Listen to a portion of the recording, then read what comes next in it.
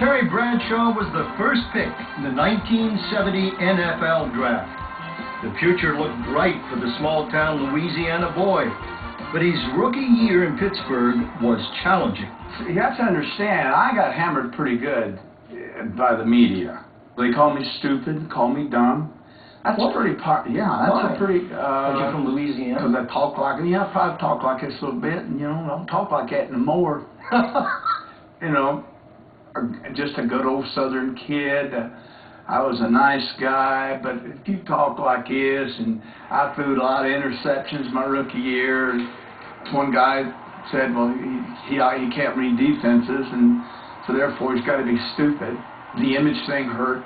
I didn't trust people. I didn't like them. I didn't like going around the city. I don't like sticking my head out. People weren't nice to me, and I understand that.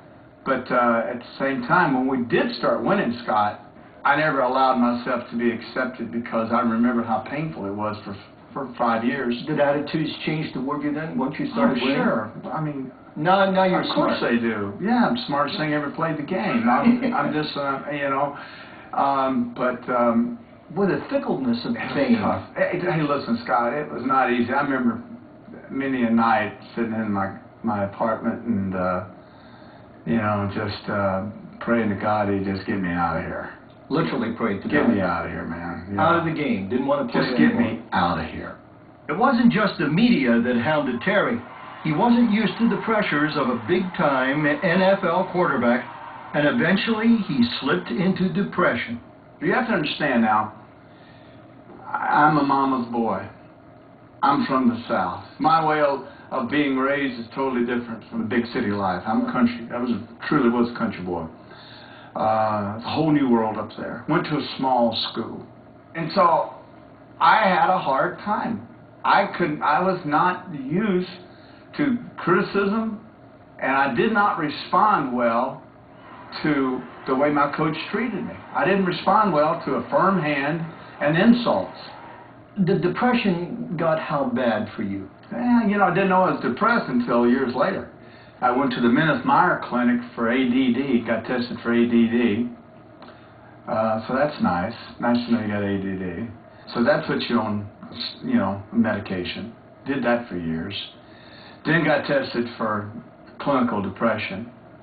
And so finally, when they tell you this, you go, oh, this is great. So now this explains events in your life and how you handle them.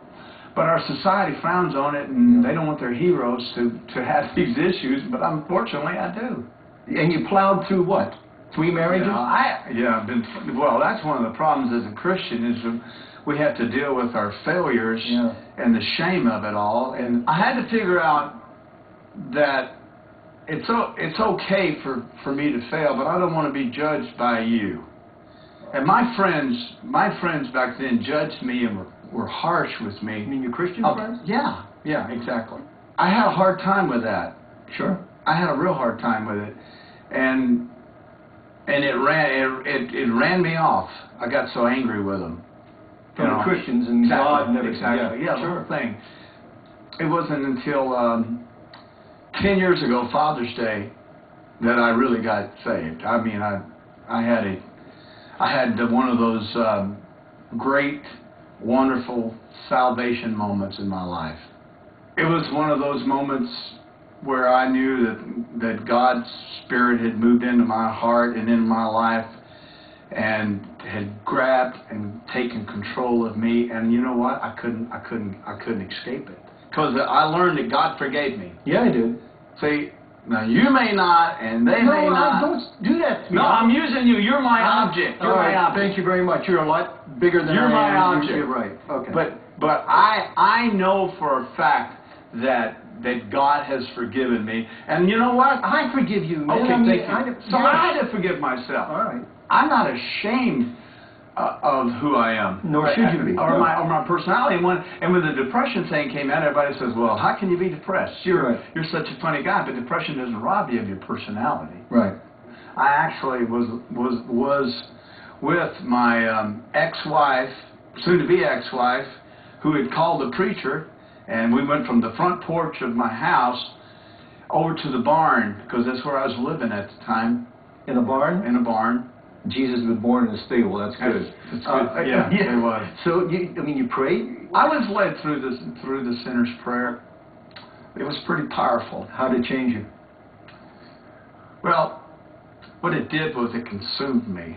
Well, it consumed me, and it still does. Yeah. Still does. It, just everything that I have done, everything that I do, is to this day, all major decisions are all through prayer. Yeah. You know, I know me, and I know my heart, and I know what the Lord expects, and I know what a Christian's supposed to act like. But you can act it. Sure, you can. But do you really believe it? Yeah. Well, that's hypocrisy if you don't. Exactly. And I know I believe it. Yeah. And that makes me feel good.